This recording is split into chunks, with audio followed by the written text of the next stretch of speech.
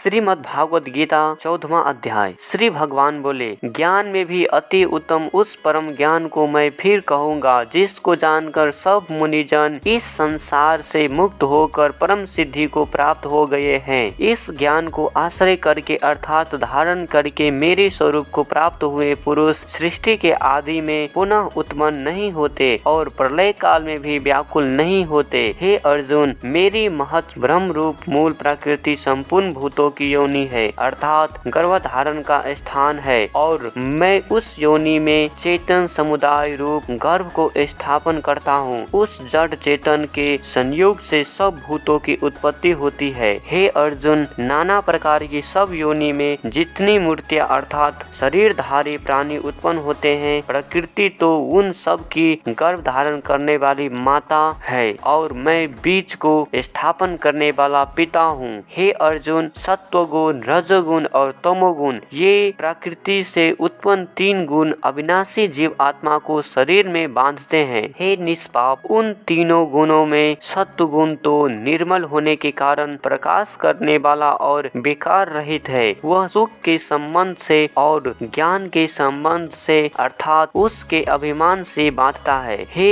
अर्जुन, राग रूप रजोगुण को कामना और आसक्ति से उत्पन्न जान। वह इस जीव आत्मा को कर्म के और उनके फल के संबंध से बांधता है। हे अर्जुन, सब देहाभिमानियों में मोहित करने वाले तमोगुण तो अज्ञान से उत्पन्न जान। वह इस जीव आत्मा को प्रमाद, आलस्य और निंद्रा के द्वारा बांधता है। हे अर्जुन, सत्वगुण सुख में लगाता है और रजोगुण कर्म में तथा तमोगुण तो ज्ञान को ढककर प्रमाद में लगाता है। हे अर्जुन, रजोगुण और तमोगुण को दबाकर सत्वगुण, सत्वगुण और तमोगुण को दबाकर रजोगुण, वैसे ही सत्वगुण और रजोगुण को दबाकर तमोगुण होता है अर्थात बढ़ता है। जिस समय इस देह में तथा अंतकरण और इंद्रिय में चेतना और विवेक शक्ति उत्पन्न होती है, उस समय ऐसा जानना चाहिए कि सत्वगुण बढ़ा है। हे अर्जुन, रजोगुण के बढ़ने पर लोभ, प्रवृत्ति, स्वार्थ बुद्धि से कर्म का सकाम भाव से आरंभ,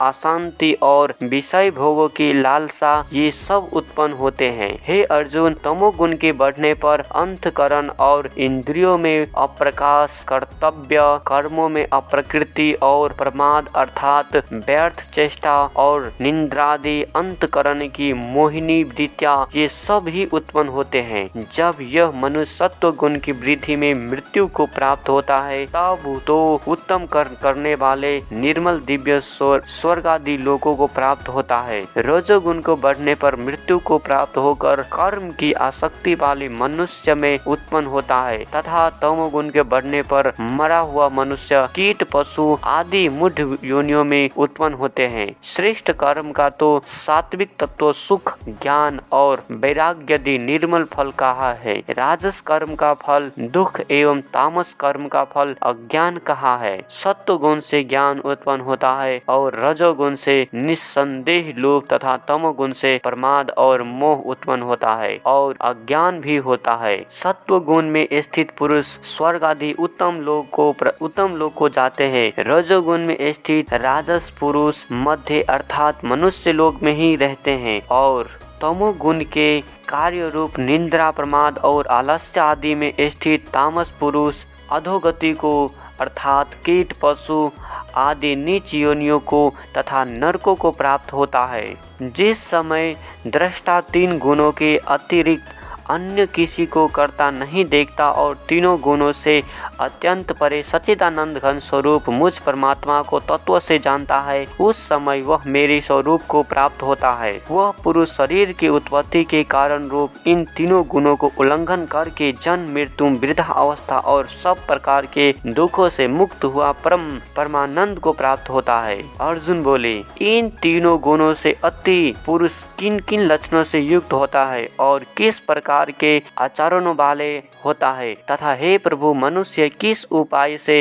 इन तीनों गुणों से अति होता है। श्री भगवान बोले, हे अर्जुन, जो पुरुष सत्व गुण के कार्य रूप प्रकाश को और रजोगुण के कार्य रूप प्रवृत्ति को तथा तमोगुण के कार्य रूप मोह को भी न तो अप्रकृत होने पर उनसे द्वेष करता है और न निवृत्त होने पर उनकी आकांक्षा करता है। जो साक्षी के दृश्य स्थित हुआ गुणों के द्वारा विचलित नहीं किया जा सकता और गुण ही गुणों में बरतते हैं, ऐसा समझता हुआ जो सच्चिदानंद घन परमात्मा में एक ही भाव से स्थित रहता है एवं उस स्थिति से कहीं विचलित नहीं होता, जो निरंतर आत्मा भाव में स्थित दुख सुख को समान समझने वाला, मिट्टी पत्थर और स्वर्ण ने समान भाव वाला, ज्ञानी प्रिय तथा अप्रिय को एक सा मानने वाला और अपनी निंदा स्तुति में भी समान भाव वाला है, जो मान और अपमान में सम है, मित्र और बैरी के पक्ष में भी सम है